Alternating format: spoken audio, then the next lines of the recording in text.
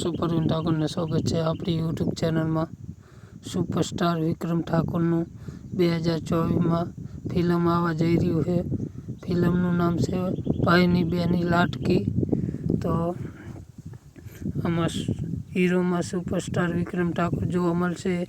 હિરોઈનમાં arch લીંબોચા heroine જોવા મળશે ફરી એકવાર। અને આ ફિલ્મની શૂટિંગ ચાલુ છે। તો હજી આનું ટ્રેલર કે ટીઝર કંઈ આવ્યું નહીં।